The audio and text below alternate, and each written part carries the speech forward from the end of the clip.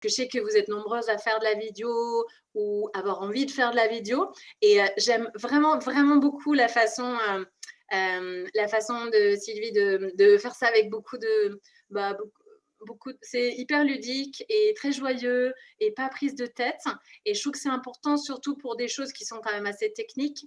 Et puis, des fois, c'est un peu intimidant, quoi. Enfin, moi, je sais que je ne suis pas forcément très à l'aise avec ça. Donc, il faut que ce soit vraiment cool parce que sinon, bah, j'y vais pas, quoi.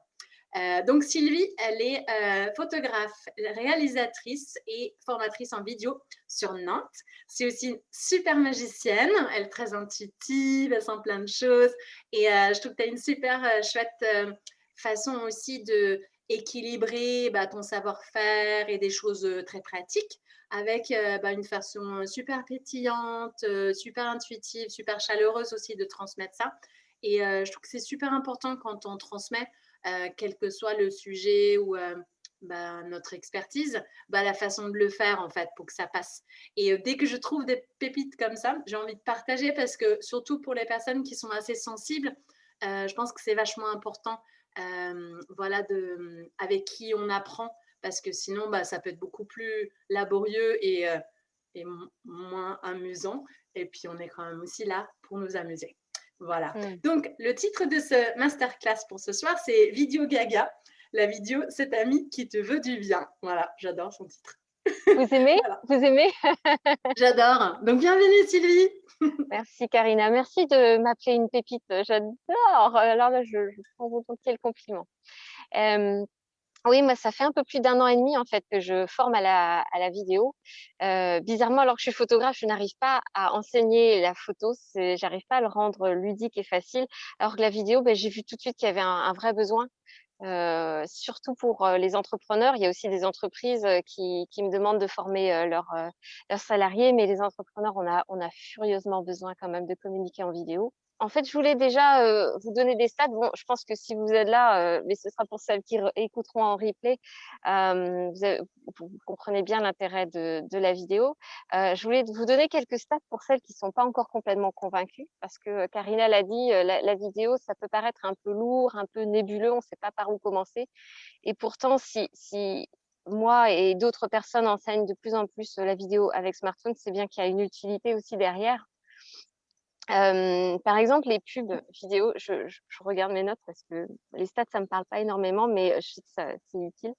Les pubs vidéo, c'est maintenant, en 2021, le moyen numéro 1 pour connaître une nouvelle marque et connaître une nouvelle personne. Donc c'est la façon numéro 1 avec les pubs vidéo qu'on apprend à découvrir des marques. Il y a 80 des personnes dans le monde entier qui disent avoir choisi un produit grâce à une vidéo. C'est incroyable.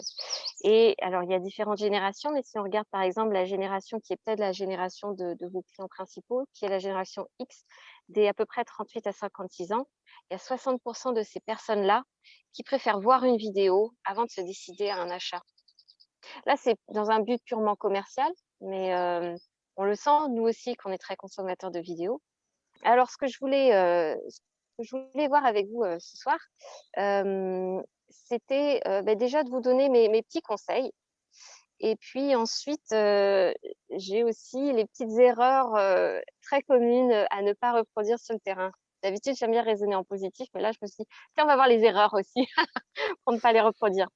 Euh, ah oui, c'est ça l'idée que j'avais tout à l'heure.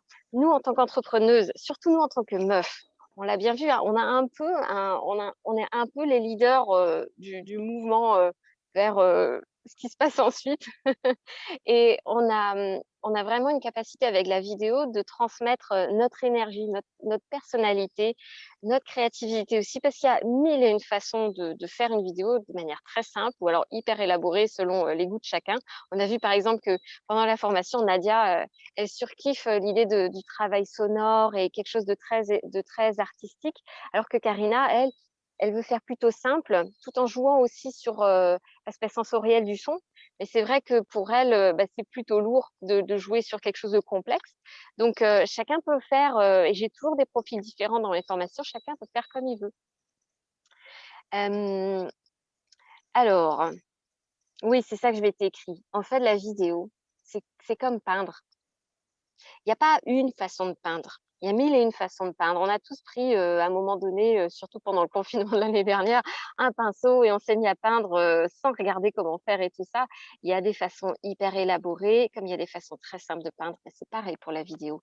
Et c'est vrai que plus on va chercher quand même à avoir un petit peu de technique, plus ça va être simple d'arriver à un rendu, professionnel. Ce serait dommage quand même d'avoir, une vidéo qui plaît pas parce qu'on n'entend pas bien le son ou bien parce que l'image elle est pas très belle. Ça, ce serait contre-productif, hein. Oser se mettre en valeur en vidéo, c'est utile. C'est utile aussi pour apprendre à s'aimer. Je sais pas si toi, Karina, tu as vu ça, mais pour moi, qui ai appris jusqu'à présent, en fait, avant d'enseigner, je filmais mes clients et en enseignant, j'ai dû me filmer moi, me mettre de l'autre côté de la caméra. C'est dingue comment on apprend aussi à s'aimer en même temps. Donc c'est l'effet qui se coule aussi, de la vidéo. Hem Et puis, voilà, d'être, en tout cas, le conseil numéro un que j'aurais à donner, ce serait déjà d'oser se montrer en vidéo. Il y en a peut-être, parmi vous qui ont déjà fait des vidéos en faisant des images, de nature et tout ça et de pas être à l'écran, peut-être être en voix off. C'est dommage. Il y a quelque chose de magique quand on se met en scène, enfin, quand on se met en vidéo, quoi, quand on est visible, donc c'est important. Et puis quand on fait ces vidéos, quand on se filme, d'être 100 dans l'esprit du partage. D'essayer d'oublier que c'est la technique, que peut-être si on est dehors, par exemple, il y a des gens qui nous regardent ou que, ah, on déteste se voir, on déteste sa voix, d'oublier ça et d'être 100 dans le moment du partage. Ça, c'est hyper important. Hem, ouais, plutôt que de masquer, le fait qu'il y a des choses qu'on n'a pas envie de rendre visibles. Par exemple, moi, je sais pas, moi, ma coupe de cheveux ou machin, non. Quand on se filme, voilà, on peut oublier tout ça. Il faut se dire qu'on s'aime 100 parce que les personnes derrière, elles ont besoin de voir notre amour. Parler avec notre cœur. Parler avec notre cœur, c'est un conseil que je donne parce que quand on prépare, les vidéos en amont, c'est bien les préparer déjà, c'est important et du coup, si la parole, est compliquée pour nous, si par exemple on prend 3 plombes à expliquer quelque chose de simple, c'est bien de préparer un script et quand on prépare ce script, vient le moment où on se demande: «Qu'est-ce que je dois dire? Qu'est-ce que je dois pas dire dans cette vidéo?» parce qu'en plus de la vidéo, il y a aussi une publication qui va avec, il y a du texte peut-être et ce que je pense sincèrement, c'est, dans ce script que vous allez écrire, de penser à vraiment ce qui va parler de notre cœur, ce qu'on va parler avec notre cœur, c'est pas très français et ce qui va toucher, le cœur des gens. Alors on parle souvent de storytelling, c'est-à-dire, raconter une histoire en générant des émotions, peut-être en parlant nous-mêmes de nos propres émotions. Du coup, dans vos vidéos, la première chose à faire, c'est qu'est-ce qui pourrait parler de cœur à cœur? Dans mon histoire et qui pourrait faire que, même si tout n'est pas d'une logique implacable, ça va parler aux gens. Et pour les données techniques, par exemple, moi, dans mon cadre, puisque je fais des vidéos sur mes formations, parler de le fait que ce soit pris en charge par OPCO, le fait qu'il y ait, je sais pas moi, 14 heures de trucs et que ça passe à tel endroit, tout ça, c'est plutôt du cérébral. C'est des choses qu'on dit pour, rassurer la personne et finalement, je vais lui donner une moins grande place, dans ma vidéo. Je vais plutôt, me concentrer sur, quelle est l'énergie de la vidéo? Qu'est-ce que vous en retirez en termes d'envie de se mettre parce que le problème principal de se mettre à des vidéos, c'est de supporter le fait que c'est chronophage au début et que ça a l'air compliqué. Donc je vais mettre en avant le fait que c'est peut être léger comme du champagne et que c'est ludique, par exemple.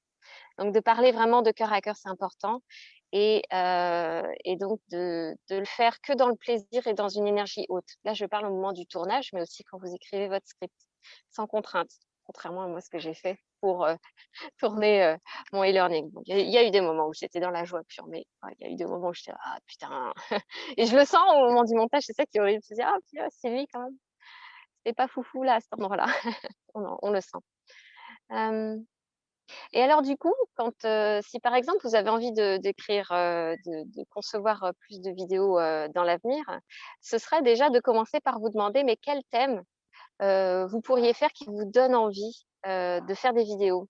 Des thèmes qui vous ressemblent. Parce qu'une erreur qui peut être assez commune, quand on se lance dans la vidéo, c'est se lancer sur des choses un peu compliquées qu'on ne maîtrise pas 100 ou des sujets qui en fait finalement nous font chier. Peut-être qu'on sait que ça plaît à une cible, mais nous, en fait, ça nous fait chier. Je sais pas là d'exemple, mais n'empêche que ça peut peut-être vous parler de sujets, je sais pas, de vulgarisation qui, vous avez pas envie d'en parler parce que vous êtes passé à autre chose, par exemple. Mmh. Oui, concevoir un minimum pour gagner du temps au niveau du tournage et du montage. Quand je dis concevoir, je dis beaucoup de choses, en fait. C'est à la fois le script et c'est aussi, quelle scène je vais tourner par rapport à, ce qu'on avait vu avec Karina, par exemple, pour sa formation, pour la formation, c'était, on parle déjà de la base que vous avez une entreprise.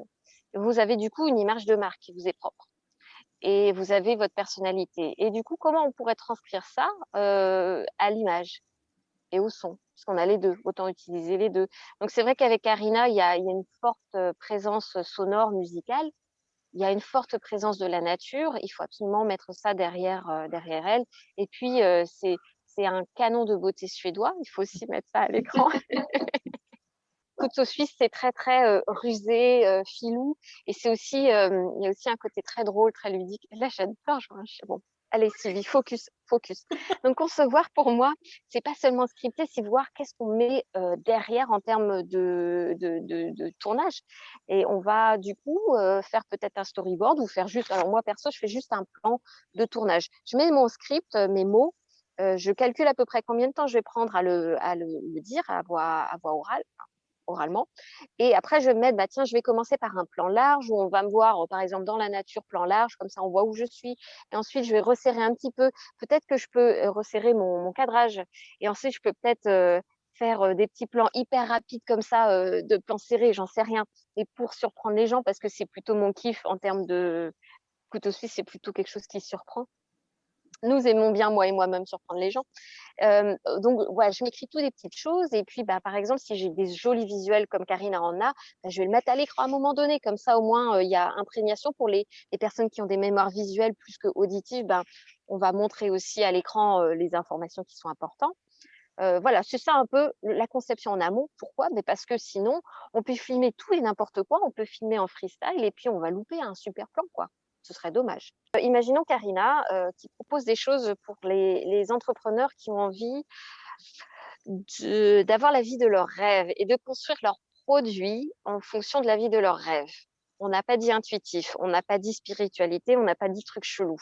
Bah, si elle commence comme ça, ensuite, si elle commence à dire, beh, tu connais ta passion, mais tu n'arrives pas à passer, la vie de tes rêves de la vie de tes rêves à ta vie actuelle tard, Oui. de ta vie actuelle à la vie de tes rêves. Moi, j'ai développé un programme qui le permet et après elle se présente ensuite parce que si elle commençait à dire: «Je suis Karina, coach intuitive», là, il y a Ouais. plein de gens potentiellement qui se diraient: «Bah non, c'est pas pour moi», alors que la phrase, d'appel, ça pourrait peut-être, attirer plus de gens. Par Mmh. exemple, pour des personnes qui travaillent, dans l'énergétique, ça pourrait être, tu es constamment fatigué, tu ne sais pas comment reprendre ton énergie, que tu avais, il y a, 3 mois, par exemple. Beh, ça, du coup, ça interpelle alors que, oui, je suis praticienne, Reiki, Mmh. il y a plein de enfin, il y a des gens qui peut-être ne connaissent pas le Reiki, il y a peut-être des gens qui ont essayé à un moment donné, ça fonctionnait pas pour eux. Donc faut se focaliser vraiment sur le besoin. Mmh. Hem Et ensuite, bien l'autre conseil, que les j'ai 3 autres conseils qui sont plutôt des conseils, techniques, alors que jusqu'à présent, c'était plutôt des choses, qui étaient de l'ordre du fond. Le 1er conseil technique, c'est déjà d'utiliser un micro plutôt que, juste, le micro du smartphone. Le micro du smartphone, il est fait pour, capter, le son, quand on est assez proche, hein, à quelques centimètres et plus on s'éloigne, moins le son il est net. Ça revient à parler, avec un masque, en fait. Plus ça va, plus c'est un effort de vous écouter, donc c'est important. Déjà, j'ai même pas parlé de pourquoi est-ce que je propose des formations avec le smartphone? Eh bien parce que il y a plus de recherche et développement sur les smartphones. Ils coûtent une blinde. C'est pas pour rien. C'est pas parce que, c'est des bons téléphones, c'est parce que les smartphones, en ce moment, les marques, elles dépensent beaucoup d'argent dans la R&D et ça fait des vidéos de qualité, en fait. Ça qui est dingue, c'est que maintenant, vous regardez les pubs pour smartphones, c'est surtout la qualité de l'image qui est mise en avant Mmh. Et je me rends compte que d'investir du temps dans une formation pour apprendre à faire des vidéos avec une caméra ou avec son appareil photo, c'est peut-être perdre son temps pour les entrepreneurs parce que finalement, vous allez toujours, au bout de 2 ans, 3 ans, changer de smartphone et même au bout de 4 ans, le smartphone, il aura toujours une bonne qualité d'image. Et alors que, ouais, la caméra et les appareils photo, ils ont on est en fin de monde là, hein, on est en train de transitionner. Moi, professionnellement, j'utilise encore mon appareil photo avec beaucoup d'amour pour faire des vidéos et des photos, mais c'est vrai que je sens qu'il y a moins d'argent qui est dépensé là-dedans. Voilà, c'est une petite parenthèse, j'aurais dû faire ça au début. Si je devais faire un montage, tac, je remettrais ça au début. Hem, donc oui, utiliser malgré tout un micro, c'est important. Un micro-cravate, c'est, je trouve, le meilleur investissement que vous pouvez faire avant même, l'achat de toute autre chose. Hem, un micro, c'est déjà l'essentiel parce que vous pouvez toujours bricoler pour essayer de mettre votre smartphone, sur plusieurs piles de bouquins ou je sais pas quoi. Le premier truc, c'est le micro. Un Mmh. micro-cravate. Mmh. Un micro-cravate avec, du coup 3 petites bagues au bout, hein, le les prises jack, vous regardez, il faut qu'il y ait 3 bagues. Si il y a que 2 bagues, c'est pas compatible, il faut acheter un adaptateur et puis pareil, faites pas comme mon frère que j'ai coaché pour faire des vidéos. Il avait acheté le bon micro-cravate, il avait pris, une extension parce que c'est un peu court là, ça fait, pareil que les casques audio, ça fait à peu près 1 mètre et quelques, donc c'est pas beaucoup. Il avait pris une rallonge pour jack Oui. et la rallonge, elle avait 2 bagues. Bim, Non. ça marchait pas du coup. Ouais, c'est Oh fou, hein. non. Ça fait Et mal au cœur. tu as un modèle à recommander, Ouais, Sylvie? Ouais. ouais. Alors j'ai vu d'autres gens qui utilisaient d'autres marques, mais je vais pas les recommander si j'ai pas moi eu une expérience, Mmh. personnelle. Moi, j'utilise beaucoup Rode, R-O-D-E. C'est une marque qui se spécialise vraiment dans les smartphones, dans le son pour smartphone. Il y a d'autres marques qui sont spécialisées dans le son tout court et moi j'ai été assez déçue par d'autres marques très grandes comme Sennheiser, par exemple. J'ai payé 2 fois plus cher, un micro-cravate Sennheiser, qui est une grosse marque du son. Et ben, en fait, la capsule, elle a, alors c'est peut-être l'usage que j'en fais, j'en sais rien, mais le son, le volume sonore, il est très bas. J'étais très déçue. Donc Rode, c'est ce que je propose. C'est ce que je conseille plutôt. Je le vends pas. Je suis pas un magasin d'audiovisuel.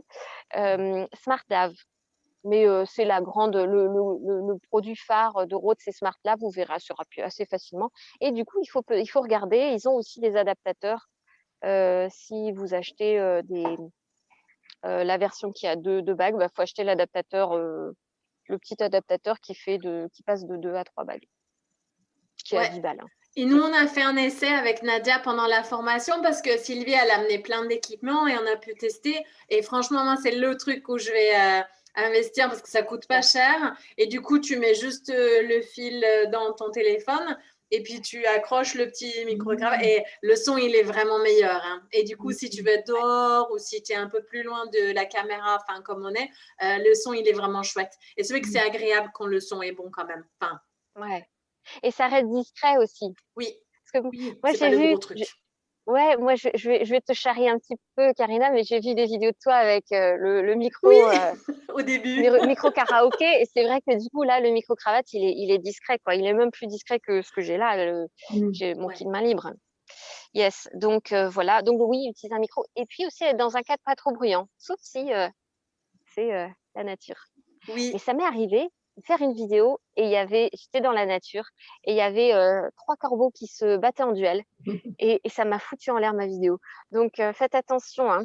Les oiseaux, ça fait partie aussi du cadre trop bruyant des fois. Mm. Yes, merci. C'est ça, Smart Lave, effectivement. Et le deuxième conseil, technique, c'est, d'enregistrer dans des bonnes conditions lumineuses. Par exemple, comme pas maintenant, là, mais en ce moment, là, mais quoique ça se voit pas trop, mais là, ça commence à faire nuit. C'est pas les meilleures conditions. Mais ce que j'ai amené, c'est c'est Le petit ah, c'est machin. trop. Ouais, Alors, j'ai l'air de nuit. Ça la marche pas. classe. Je vais vous montrer ce que j'ai. Je vais le vous voyez me près là? Bonjour, ça va? J'ai pris ça au cas où parce que hier, j'ai vu qu'à partir de 9 heures il faisait nuit et je savais pas si vous alliez être bavarde ou pas.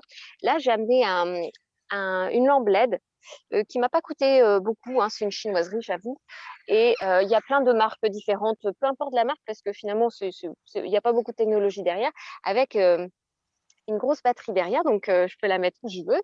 Et là, vous voyez, je peux régler l'intensité. Donc là, je suis au minimum et je peux aller encore plus fort. Mais là, vous voyez pas ça. C'est pas très parlant, mais c'est chouette d'avoir ça aussi. Ça, on avait vu, en fait, c'est utile à la fois à l'intérieur, qu'on pointe bizarrement. C'est une petite astuce un peu de photographe. Je le pointe au plafond. Si vous avez un plafond blanc, ça vous donne un truc aussi joli que là, vous voyez, où il n'y a pas beaucoup d'ombre, il y a juste un petit peu d'ombre là. C'est très beau. Alors que vous avez vu, si je le mets en direct, parce que là, j'ai pas le choix, j'ai pas de plafond. Là, ça fait un peu violent, quoi. Hein, il y a des grosses ombres et tout. Donc, et pourtant, il est au minimum là. Mais bon. Donc, et puis celui-là, vous voyez, vous pouvez le brancher. Vous pouvez le mettre soit si vous avez un trépied, vous pouvez le brancher le visser en fait à votre trépied. Ou sinon, vous avez le sabot. Et le sabot, ça marche pour pas mal de choses aussi. Aïe, ah non. Qu'est-ce que je voulais dire? Ah oui, et puis je voulais dire aussi contre-jour. Est-ce que ça vous dit, ça, l'histoire de contre-jour? Ça vous parle ou pas? Est-ce que vous savez ce que c'est, contre-jour? Ouais, mais quand on est. Alors, attends, c'est quand la lumière. Du coup, oui, c'est pas lumineux en fait. On a la lumière. Alors, est-ce qu'elle est derrière ou devant du coup? Attends. Ouais, c'est ça, elle est derrière. Elle est derrière, ouais. Ouais, c'est Je ça, savais pas non contre-jour, plus, hein. c'est. Mais Et tu du l'as vu, coup, ça pourtant, fait tout. Ouais. Ben, en fait, ce qui se passe, c'est qu'en contre-jour, la source lumineuse, elle est derrière nous, ou en tout Ouais, cas, il y a c'est une ça. source lumineuse. Ce qui est devant nous est moins fort que ce qui est derrière, en fait, en gros, c'est ça. Et du coup, on est tout sombre, et derrière, c'est tout clair, c'est juste vilain. Mm. Et donc ça, ben, soit on met une lumière qui est plus forte devant, l'Empire contre-attaque, soit on peut faire des réglages aussi. Hein. Quand vous appuyez longtemps sur votre smartphone, vous avez la petite réglette plus et moins pour changer l'exposition. C'est possible aussi. Mais ça veut dire que du coup, derrière, tout sera très clair. Donc, c'est pas très bon. Donc, du coup, soit on s'oriente différemment de façon à être face à la source de lumière la plus claire, soit on met une lampe en plus, soit on met même un réflecteur. Par exemple, là, ce soir, j'ai un réflecteur, hein, une page blanche, mais je suis déjà bien éclairée. Mais si, par exemple, là, mes petites ombres, si je voulais virer l'ombre que j'ai là, vous voyez, sans réflecteur, et là, page blanche, j'ai pratiquement plus d'ombre. C'est Waouh. incroyable. Incroyable, hein. Mais oui, les paperboards, les miroirs. J'ai une cliente qui utilise maintenant, quand elle se filme, elle utilise toujours un miroir de l'autre côté, en fait. Vous avez la source lumineuse et du coup, elle a son miroir là pour utiliser ça comme réflecteur. Et puis, le dernier point technique, Oui. le dernier conseil technique que je voulais Elisabeth vous qui va donner. commencer. Ah, Je reste avec ma feuille. Oui, ça se voit vachement, c'est fou. Ah, t'as vu? Ouais. c'est dingue, hein, parce que tu as des spots, c'est ça. Ils sont tombants, tes spots. Ouais. C'est puissant. Et puis le dernier point, c'était d'avoir un dernier plan intéressant qui soit pas trop chargé, mais qui soit pas tout nu non plus. Pas de, enfin tout nu, on se comprend, mais pas de. Par exemple, si on devait faire une vidéo avec Karina, ben si c'était là, c'est un live, de toute façon, c'est pas une vidéo montée et tout, ben, on lui mettrait quelques petits éléments derrière. Parce que ce qui se passe, c'est le cerveau, il a, ben, un peu comme tu as toi, Elisabeth. Il faudrait juste les positionner par rapport à ta tête parce que du coup, ça coupe ta tête. Mais le cerveau, quand il regarde une vidéo, il scanne l'image et du coup, on a besoin d'avoir des choses Derrière, ouais. Je vais passer à mes petites erreurs. Elles sont bêta, mes erreurs, à ne pas reproduire. Mais n'empêche, même les meilleurs se prennent au piège. Donc, faut pas les prendre pour argent comptant. La première erreur, je vous jure que même ceux qui ont passé ma formation et ils continuent encore à la faire, c'est de ne pas nettoyer son objectif avant de filmer. Ah, bah ouais, parce que on triture en fait, on manipule notre smartphone.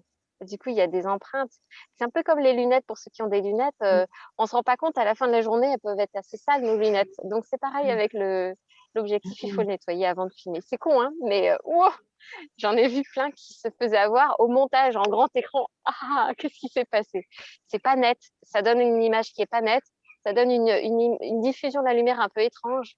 Donc ouais, une petite astuce bien bête, mais importante. Et puis, deuxième chose, alors, véridique, j'ai fait cette erreur ce matin. Deuxième problème, c'est de ne pas vérifier que le son soit bien enregistré. Le souci, en fait, pour moi, je pense qu'un des trucs qui est le plus embêtant avec le smartphone, c'est que pour l'instant, ils n'ont pas réfléchi au fait que on a besoin de monitorer le son. C'est-à-dire qu'on a besoin de deux prises jack, une prise in et une prise out. Quand on s'enregistre, on branche le micro-cravate mais il n'y a pas de quoi écouter le retour. Et donc, si mon frère, par exemple, s'est fait avoir parce qu'il n'avait pas la bonne extension, c'est qu'il n'a pas vérifié une fois qu'il a filmé que la prise de son était bonne. Et moi, pareil, ce matin, j'étais ah non, moi je suis une pro, je ne vais pas me faire avoir, bim. Donc, il faut toujours faire un petit essai de plusieurs minutes, pas du tout, plusieurs secondes. Et pour être sûr que ce soit vraiment avec votre micro que vous filmez, bah, mettez-vous de dos à votre smartphone, assez loin, comme ça vous êtes sûr que c'est bien le son qui est juste à côté, avec le micro qui est juste à côté de vous, que vous filmez. Ensuite, troisième erreur, c'est de zapper la conception et de zapper le fait de clarifier le message et l'intention de la vidéo. On se dit non, mais là j'ai envie, mais c'est typiquement moi aussi, j'avoue, il y a des fois j'ai juste envie de faire une vidéo.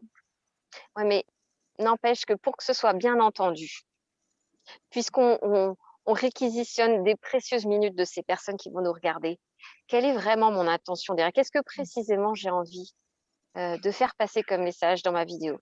Si j'ai pas clarifié ça, je vais avoir une vidéo où je parle un peu de tout, c'est un peu fouillis.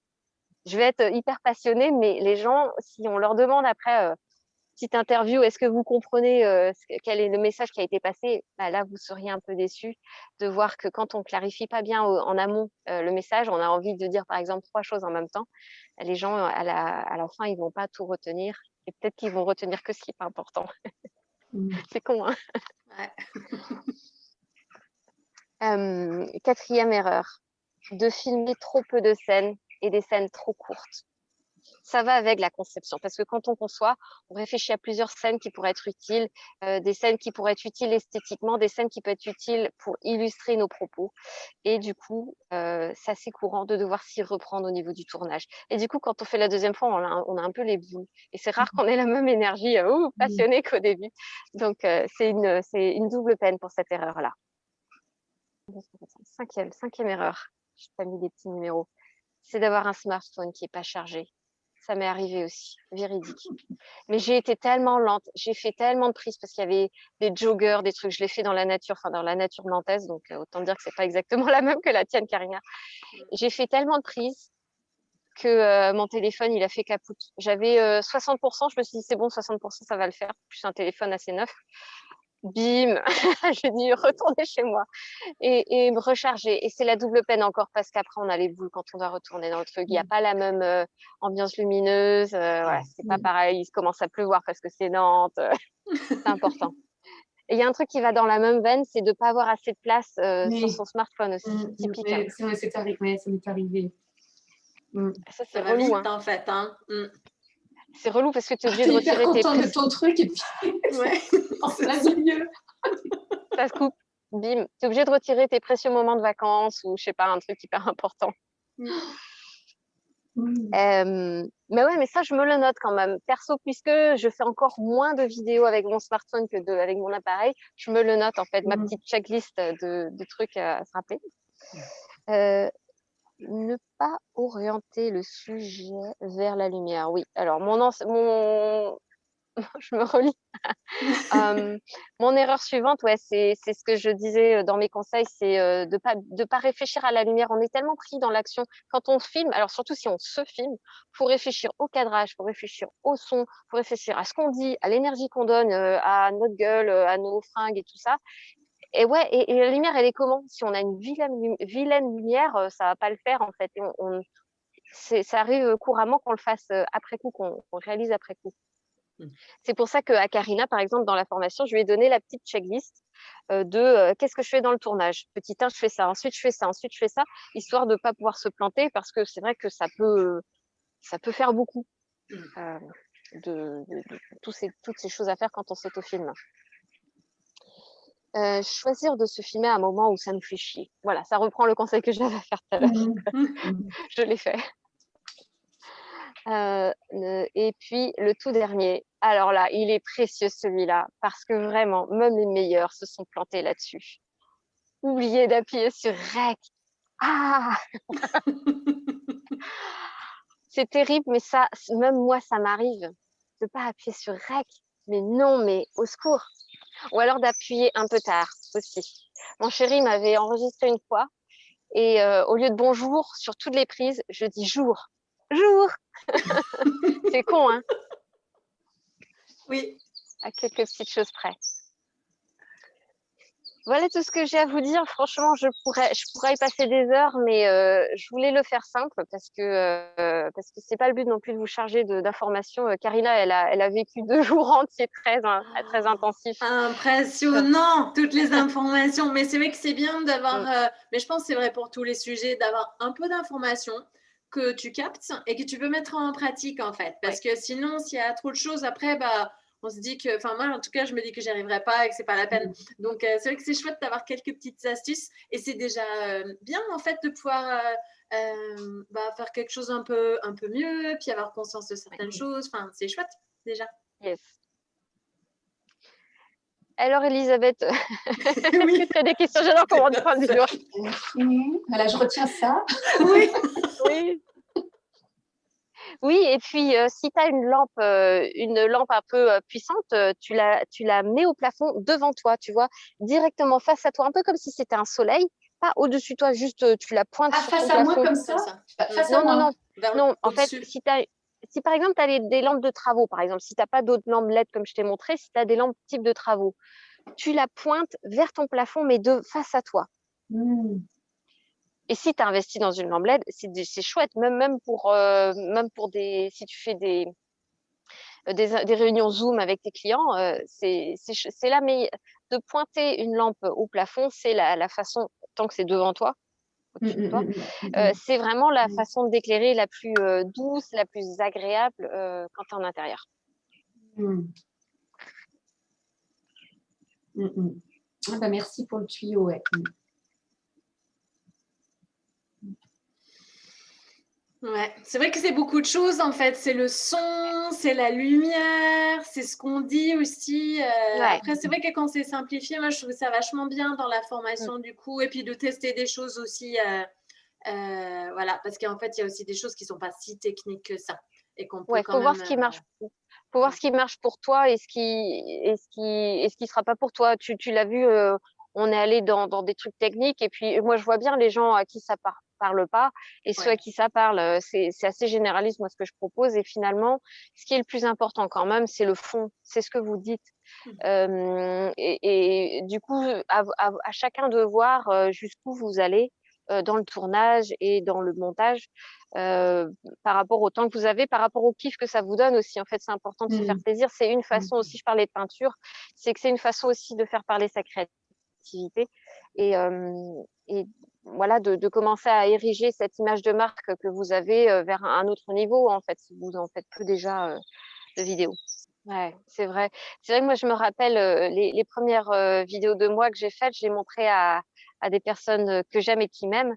Et d'avoir ces retours précis sur ce qu'ils ont aimé, ça me permet effectivement de me projeter, quand je regarde ce petit trou, je pense à leurs mots, en fait, je pense à ces filles et puis je pense à ce qu'elles m'ont dit.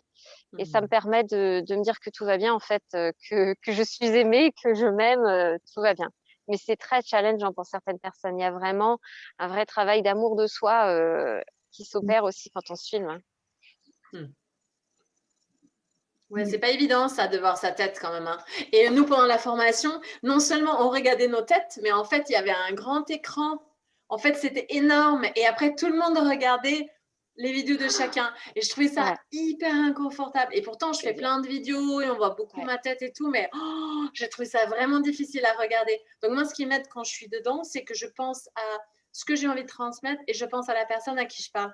Parce que sinon, après, je trouve ça vraiment très difficile, en fait. Et pareil, de le refaire plein de fois pour s'habituer aussi à voir sa tête. Mais c'est quand même pas évident. Hein. C'est comme les séances photo. Enfin, je trouve que c'est quand même. Enfin, moi, je trouve pas ça facile de voir ma tête autant. Et je pense que je suis pas la seule, quoi. Ouais. Yes. Et oui, je voulais aussi dire un autre truc, c'est que moi j'avais acheté pour la lumière, moi j'avais acheté les trucs ronds là, comme les youtubeurs là. Parce que, je sais pas, j'ai googlé, j'ai trouvé ça. Et donc, Sylvie, elle me déconseille ça. Bon, maintenant, je l'ai quand même. Hein, et je trouve ça hyper stylé. Puis, je peux changer de ton et tout ça. Avec le recul, peut-être que j'aurais pas pris ça. Mais bon, c'est vrai que c'est pas très solide. C'est vrai. Et alors, il est plus fragile à sa décharge. C'est vrai qu'il permet de changer de teinte. Là, par exemple, celui que j'utilise, il a qu'une seule teinte. Je peux pas avoir des teintes intérieures, extérieures, Oui, etc. Tu peux le moduler, en général, c'est bien. ouais. Et c'est vrai que c'est esthétique pour des gens qui n'ont pas de lunettes. Mais dès que tu as des lunettes, c'est mort, hein. Tu as Ouais. des reflets de malade. Ah, Et puis, et en fait, ce fonctionnement, en fait, tu peux pas l'utiliser en extérieur, tu peux pas l'utiliser quand tu es loin. non. C'est dommage tu vois, en général, c'est à peu près 70 €, 60 € peut-être. Je trouve ça cher par rapport au peu Oui. d'usage que tu peux en faire. Ouais, t'as Alors que raison, ouais. celui que j'ai là, par exemple, il coûte moins cher. Il a à peu près autant de lampes, je pense. Et je peux le mettre à l'extérieur, à l'intérieur. Je peux le mettre près de moi, loin de moi. Enfin, Mm. je préconise un usage quand même du matériel qui peut être utile dans plein de circonstances plutôt que juste un truc hyper précis, quoi. Ouais.